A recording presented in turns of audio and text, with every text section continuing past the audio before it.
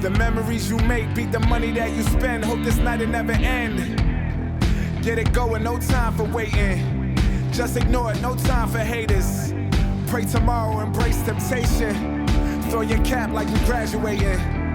Tell the driver you're glad you made it. Camera phones got you feeling famous.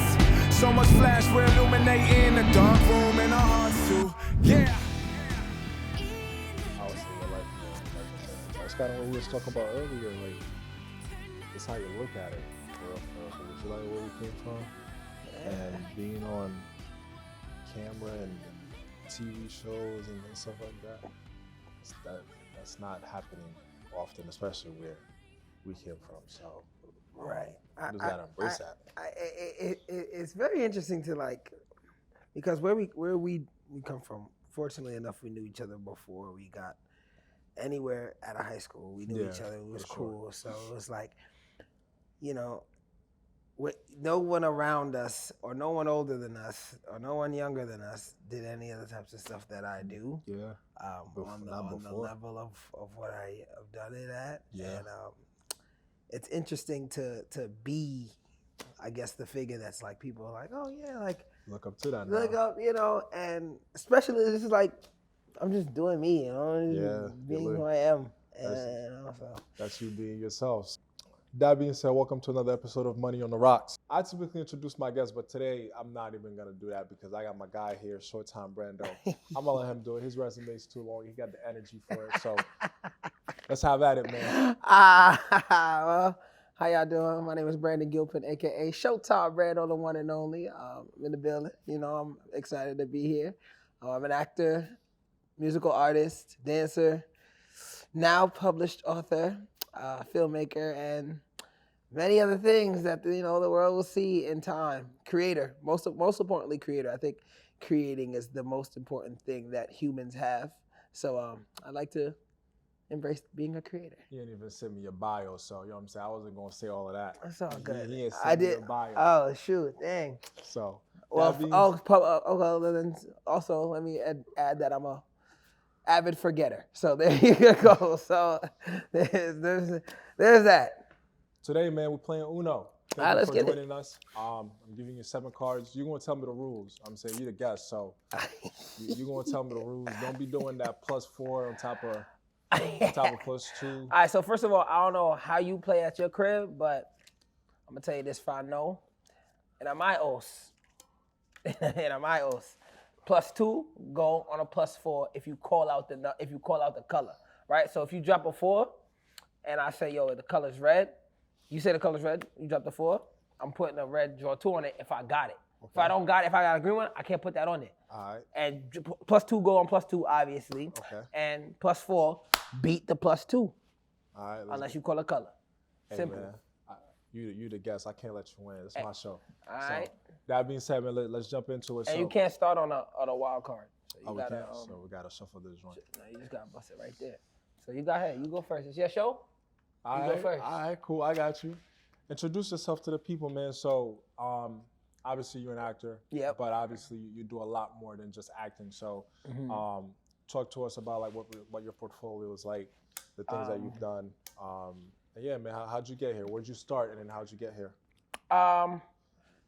I've been I knew from a young age I always wanted to be a star, and that was just evident because my mother always instilled a level of confidence in me that no one else or nothing else could have given me. Yeah.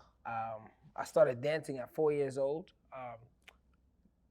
My mom used to go to like parties in the base, Jamaican dancehall parties in the basement and them thing there. So Jamaican music runs straight in my blood. I'm Jamaican. Both of my parents were born and raised in Jamaica, so I'm Jamaican. So we used to go to the parties, right? And we ain't had no babysitter. There wasn't no baby. Yeah. You wasn't going to no babysitter so you could go to the party. You was coming to the parties too, and there was like kids around, my sisters and stuff, my cousins and stuff. So when like certain music would come on, they would like make the dance floor a little bit, and then so I would like 4 years old, I'd jump in the circle and just start dancing. Doesn't matter the song, whatever song, dancehall music, reggae music was playing, and like people like my uncles and stuff, like Yeah. you know your uncles, whatever, like Yeah. uncles, auntie, they will like throw like $20 at me and stuff like that. So whoever I was wins. dancing and it was just. Is my turn? Yeah, your Oh, turn. I ain't know. All right, my bad. No, that's solid. All right, the color green. So yeah, I started dancing, and yeah, you know, I was like, all right, this is cool. And then my mom put me in like actual dance lessons, so I learned how to tap dance, ballet, hip hop, all that stuff, you know. And it's your turn. Color green. I learned that stuff, and yeah, I just been dancing at that school since from 4 to 17. Okay. And when I was 10, my mom used to Uno. My mom used to. Oh, it's still my turn. It's my bad, brother. Oh, Uno again, brother. Yes. Choose wisely. My mother used to. She took me and my sister to the city. To like try, you know, acting auditions. They had like some stuff that she saw in some commercial and stuff, and then one of her friends saw it and said stuff, and then we just auditioned and we had to pay this money and stuff like that. But like, you know, it was like one of them scam things and stuff. But that was the first time like my interest was piqued in all that stuff. Like, but growing up, I always used to watch TV and be like, I wanted to be on a show like Fresh Prince of Bel-Air and That's So Raven. Like, so those two was really like my inspirations growing up. Like real That's So Raven vibes. Like when Raven used to just do the funny, crazy stuff she used to do, I used to really like, yo, like I do that. Like people tell me like, you know, you could, yeah. So that was my life. No, that's solid. That's solid. I'm gonna go with yellow on this color. So, no, that's solid, man. And, and when we talk about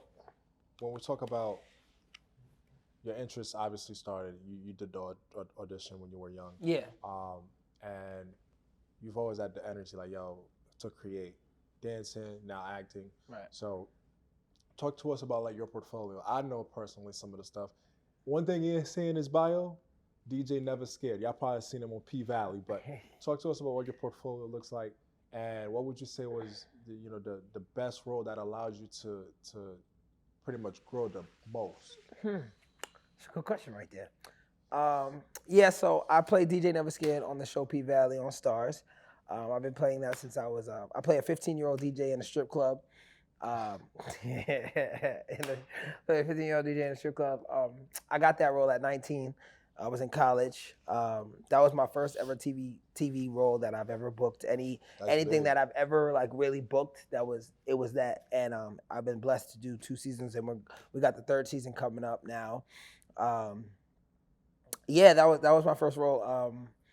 And from there it started to like, I guess, validate other like casting directors and other directors to show like, oh yeah, you're really you're a good actor, you know, stuff like that. But I've been training since I was in high school because my senior year at Amityville, I didn't finish I finished at Amityville, but half day I went to BOCES and I went to Long Island High School for the Arts. And so I studied acting there, and then I went to Morehouse College, graduated from Morehouse. Shout out to Morehouse College, you know, HBCU, you know. Yes, sir. If anybody out there, just go to HBCU. Create some good talent. Create some great talent. Samuel Jackson came out of Morehouse. Spike Lee, a bunch of other actors and creators, and a bunch of other great men. Martin Luther King Jr., you know what I mean? You can't get bigger than Martin Luther King Jr. I came out of Morehouse. So I was lucky to go there, blessed to go there. And yeah, I booked P Valley while I was there, and you said the role that challenged me the most. Well, I wouldn't say challenged me the most. I would say made me feel complete as an actor. Yeah, made you grow as the an most. actor. It was Grownish on Freeform, the spinoff of Blackish. That was my favorite ever thing that I've done on television, simply because, like I said, growing up, I wanted to be like that type of like actor, like a comedic, funny guy in a TV show, and that's a sitcom type of show, like That's So Raven and the Fresh Prince of Bel-Air, Sweet Life of Zack and Cody, Wizards of the Waverly Place, those types of shows, Martin type of shows, like, and I wanted to see myself in that light, that way, in a sitcom, and that was the first sitcom that I've done. Well, I think no, the other show was a sitcom too. That was the first sitcom that I was done, and the show features people that I watched growing up. So it was like, wow, like I'm entering this world the way Yeah. that I am. And y'all, I watched y'all growing up, and now we're peers working together. So that was a Nice. moment for me that made me like, yeah, So you, looking up to your idols pretty Yeah. much, and then getting yeah, in that space. right. Obviously, when we talk about Money on the Rocks, like we're really talking about, once again, Who turn? Who turn? it's your turn. Oh, it's my turn. Yeah, Oh, my bad, brother. I'm coming back. My bad, brother. My Yeah, bad, I'm coming brother. back. You ain't being me on this show. But we um, gonna see. The goal is to obviously highlight the work that's done behind the scene to help you get to that level, right? So Right.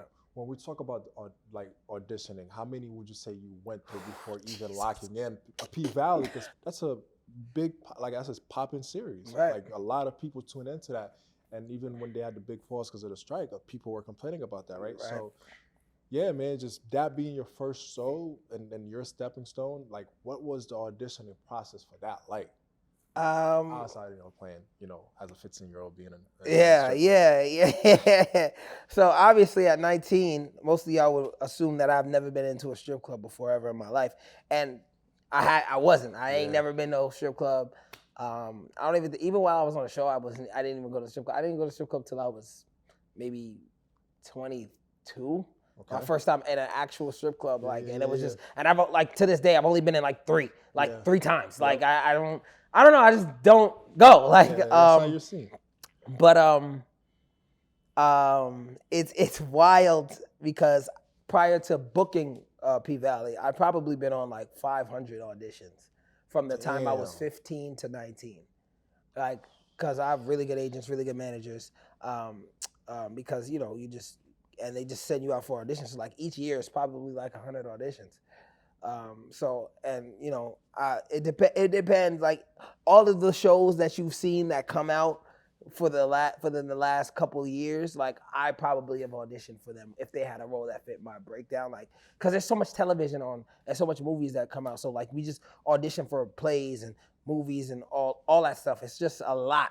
So we really have to hone in and like learn how to audition. Auditioning and acting is two different things. Yeah. It's a lot. So, but the P Valley audition process was interesting because it was 2018. Again, I was a sophomore. It was October, and I got the tape. Like you have to nowadays, like prior to before, they send you like a little bit of the scene. Yep. A little bit of the scene or whatever from whatever episode or whatever, and they give it to you, and you just have to find a reader, like whoever your reader is, and like they have to read the opposite lines, and then like they put you put yourself on tape against a wall or whatever, and then you just read the lines back and forth, and that had an accent. But I was living in Atlanta at the time because I was going to Morehouse, so like I would hear different Mississippi accents and stuff like that. So I would hear Atlanta accents. It's not the same, but it's like a little similar more because I'm from New York. We sound like this, and Jamaica I'm gonna come from, so me sound like this when we talk like this. So when Switching it up. So when it came to the Mississippi accent, I remember asking this girl that was from Mississippi. I was like, yeah, I got this audition for this show. You want to help me work on this acting? And she helped me because she was Mississippi. She was like, nah, we got like a little talk like this.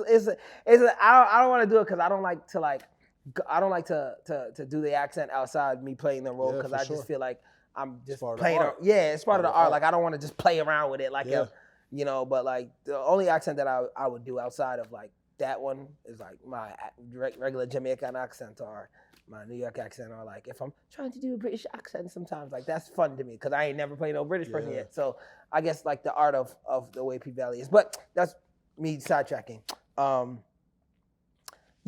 She helped me with it for like a good day and a half, and I put it on tape, and then I sent it in, and then my agent from New York had also got me the same audition because different casting offices were doing different casting. They were doing a nationwide casting to look for all the roles in the show. So I was like, I just auditioned for this. He was like, all right, just send me the tape again.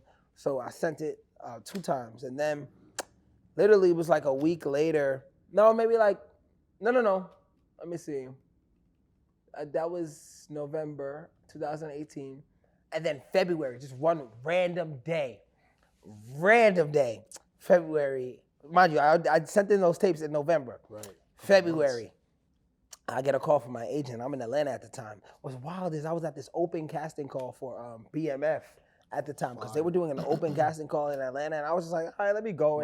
Might as well just go and see what. There was a lot of people there, and I got the call. I was like, yeah, they want you to they want to bring you in for a callback for that Katori Hall series, and I was like, Katori Hall series, because I didn't remember, because you know you go on a million auditions, so I'm like, oh okay, where is it? And they were like in New York, and I'm like, dang, I'm in Atlanta right now, you know, and they wanted it on Monday, and it was that's another story. It was Super Bowl weekend. And I was going. The Super Bowl was in Atlanta. The Super Bowl was in Atlanta, and I was going. That's when they blew the lead to the Patriots? I don't remember. I don't really watch sports. I don't sports. But I just know the Super Bowl was in Atlanta in 2019. I don't remember who was playing. But so I know some people, you know, that was bringing me to the Super Bowl for my first time. Right. You know, some people that got some money in their pockets that was bringing me, because I just made connections to Morehouse and stuff like that. And I was going to the Super Bowl. The Super Bowl. I was going for the first box seats. I was getting in a black truck, going, mind you, just before I booked anything. And I was like, all right, cool, we go to the Super Bowl. And he was like, yeah, but we need you here on Monday to do it. And I was like, dang, Super Bowl. Because I knew I wasn't gonna make it from the Super Bowl to the. So yeah, it just wasn't gonna make it. So I had to turn down my nice Super Bowl invitation. Still hurts me to this day to say it, but you know, obviously it turned out. But I had to take I took a flight to New York, went back home. The next day I did it, and then it was weird because I had to take a bus back to Atlanta, because you know at the time I didn't have much money to go. Yeah, I was going to the Super Bowl, but I didn't have much money to go back to New. Listen, life is the way life is. You know, things happen. It turns out. It turns out the way it happened. I took the bus back to back to school the next. I think it was literally the night after the audition was at 10 a.m. Monday. I took the bus back to Atlanta that night, so I can get there for class Tuesday morning. Yeah, man, yo, bro, it's wild. Like it's stories like that you just never hear about. That's real work. And I did that, and then for that week, I don't know why, but I was very heavily spiritual in 2019. So I prayed a lot that year. I mean, I still pray every day, but like that year was very spiritual for me. So I fasted. I ended up fasting for that whole week. Like that whole week from that Monday, like I didn't eat Monday, and I fasted from Monday to Friday that week while doing all the bus. I really just drank water like for 5 days. I didn't eat any food. I just drank water, fasted for 5 days straight, and I prayed every day. And and then I got a call back maybe like the next week, and then they were like, okay, we want you to work on this accent. They sent me a list of people to study. Like they sent me Black Youngster, Block Boy JB at the time, Moneybag Yo. They had me listen to all of these songs, watch their interviews, and kind of like figure out the accent from them. Yeah. And there was no dialect coach. I didn't have any of that yet. And so, is it my turn? So you gotta pick up. Oh, my bad, brother. Your turn. So yeah, they had me do that. And the next week I had a second callback in Atlanta though, because the show was shooting in Atlanta. So I was like, okay, good. I don't gotta go all the way back up to New York. And then so then I did the second callback. I did it. I worked on that accent. I was walking around school for that whole week. I spoke in the accent the whole week, and people were like, "Bro, you don't talk like this." And I'm like, you know, I'm practicing. They didn't know. They didn't know. So I was just trying something out, and then I booked it. You know. No, that's solid. So yeah, bro. You had to not just the audition process, but just studying different. Really sit in it. Getting it down. Yep. To actually get there, which once again, that's stuff that people don't see, right? You might get the TV screen and you're on the TV screen, but the work that's happening, that you gotta go from the A to New York, then go back to the A like the same day. Yeah, bro. And then just practicing, just learning an accent just to get a role, which once again, like you said, it played out. It panned out the way it was supposed to. Which is solid. Talk to me on this side, bro. So when we talk about Money on the Rocks, we also want to talk about, obviously, what you've done, right? The work you've put in the background, gave you, the TV plays, and then led you to obtain certain things. Like you said, even at the Super Bowl, right? You didn't have much money now, and now finances, I'm sure, have changed. So when your first big check, with whether it was on the series, whatever, what's one thing you didn't know about, you know, the acting space, or what's the first thing you did with your first big check? How'd you handle that, just coming into a bunch of money? And while I ask you this question, I'm gonna serve you with that real quick. All right, what color? Let's go blue. Come on, baby boy. Pick up that 6. Pick up that 6. You got me. Pick up that 6. 6 got of them. me.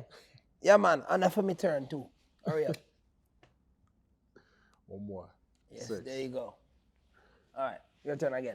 But yeah, put that draw 2 on that. Yeah, that's how I play in my house. You know, it raises the stakes. Your blood pressure get high. We're Done. gonna hit Uno on this one too. Yeah, Uno not. Listen, so yeah, the first what I didn't know a lot. I didn't know a lot of stuff. Okay. I didn't know anything actually because it was my first time doing the not behind the scenes, the business, I guess, side. But I remember getting that first paycheck after like the first like 2 weeks of, I think I was on set for 2 weeks.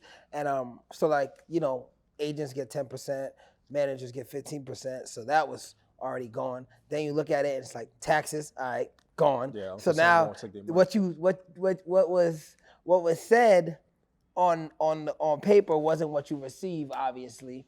Really? So yeah, and so it's like, oh, okay. But mind you, I'm still in college at the time, so I'm not really like, oh, like I need to do this, that, and the third. I'm still like trying to like live life. I'm 19. I'm like, you know, just doing stuff. But then one of my castmates had told me that I need to get incorporated, get an S corp. First it was an LLC, but then something happened in the industry where they shifted it in. Now it's an S corp, like get you an S corp and run all your payments through there. Yeah. And so you could just pay yourself out whatever you needed to do, whatever you needed to pay yourself out, so you can hold on to the money and get it all back in taxes at the end of the year and stuff like that. So that's what they had taught me, but I didn't get to do that until the second season. But yeah, but like, you know, obviously you learn as you go. as you go, because you're not supposed to know this stuff. Yeah. Like, I mean, obviously you can do the research, but there were certain things that I was focused on that I wasn't focused on at the time. But you know, I ain't, you know. Yeah, that's why having a good agent, somebody on your side, a good accountant, stuff like that, it, you know, comes in handy, because that's their world, right? Like, you know, while you act and you're on the TV screen and you're doing your thing, you're in the strip club, you know what I'm saying, playing some songs. You know, they handle, you know, the side of it just so you don't get to the end and be like, damn, what happened to my compensation? Right. You know what I'm saying? So, which is dope. On the mental side of it, a lot of auditions.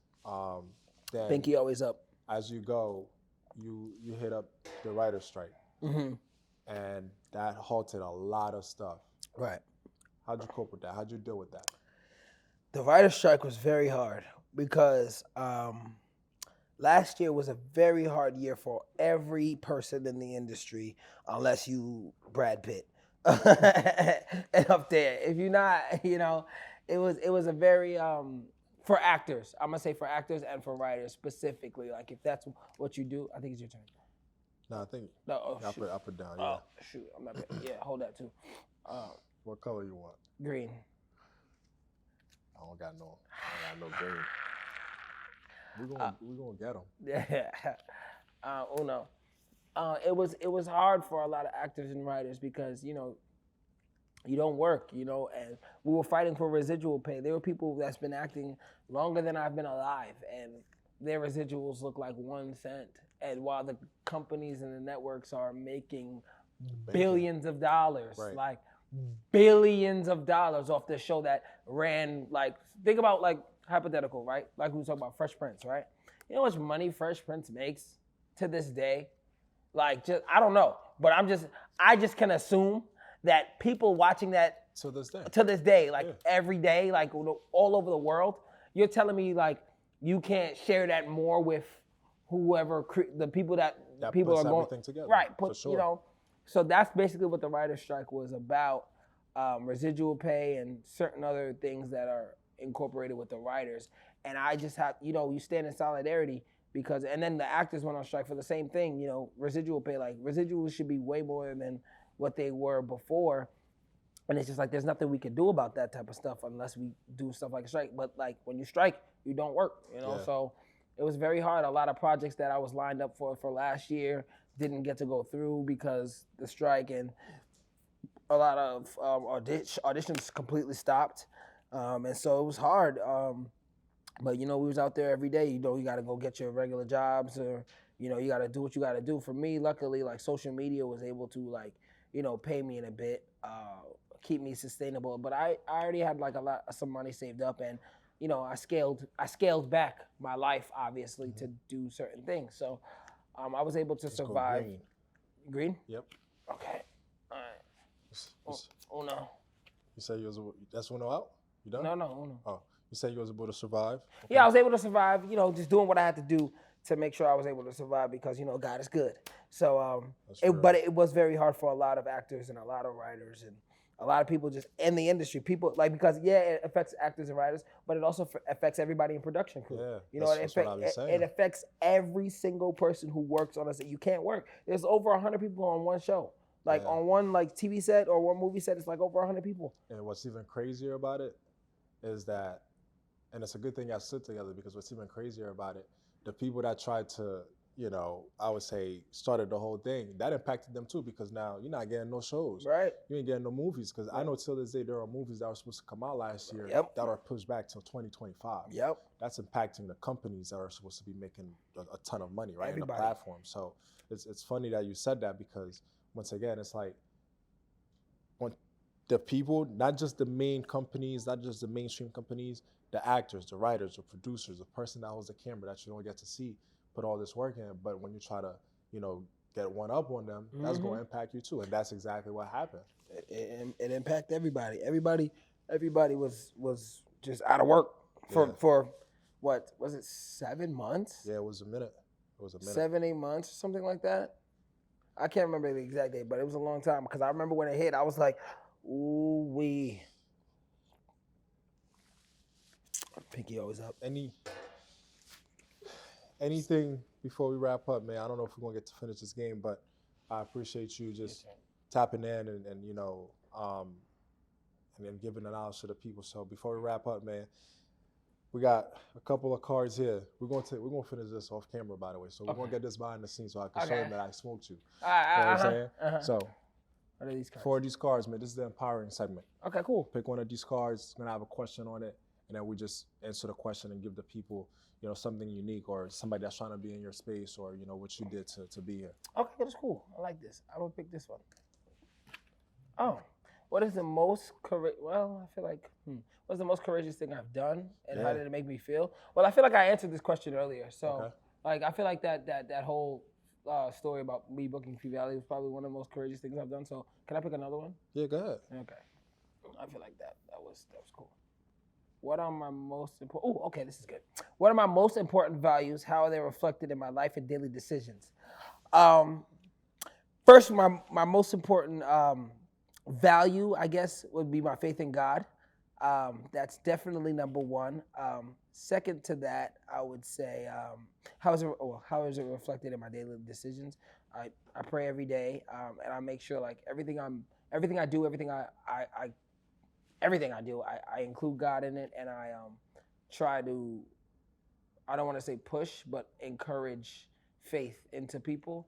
Allow people to make their own decisions, but pray for them. You know what I mean, and move with a place of love. You know what I mean? Let love fuel the things that I do. Nice. Because I genuinely just love people, and I love who I am, and I love being comfortable in who I am, and I love people. Just I want everybody to be happy all the time. Sure. That's just me. I just want everybody to just be smiling all the time. Life. I know you go through things in life, but we only get one of these things. So why not enjoy each day to the fullest? So that's I guess one of my most important values. And I mean, I share that with the world. Love, light, positivity, and put a smile on your face and walk through the day. And for sure. So that wraps up another episode of Money on the Rocks, man. Thank you for tuning in with us, Showtime Brando. The one and only. If you could really dance right now, he really would. I really would. He really would. I really would. You know what I'm saying? But you might catch that behind the scenes. So that being said, thank you for tuning in. I ended up with more cards than him, so he probably won, but I think I won. So stay tuned. I'm about to cook him right now. Me? I don't feel pressure unless there's no pressure at all. Bring the negativity, bring the hatred. I'll turn it into greatness. Lights go down and let your boy shine. The beat picks up, now let your boy rhyme. Yeah, It may sound like a pop song, and then I get my rocks off. You better hope the cops come, cause I'm killing it. God damn it, I'm killing it. Bloggers may beg to differ, but god damn it, they feeling it. God damn it, they hearing this. At the shows, they singing it. They ask that I deliver, well, god damn it, I'm bringing it. God damn it, I'm winging it. I took my chance. No cosign, no help, no one to take my hand. Just some verses and my brothers, yeah, my day one friends. Now we in your favorite city with some day one fans. And we own it, yeah, we own it. I kill it in 16. The second verse is a bonus. I knew it's a 16, exactly where we were going. If you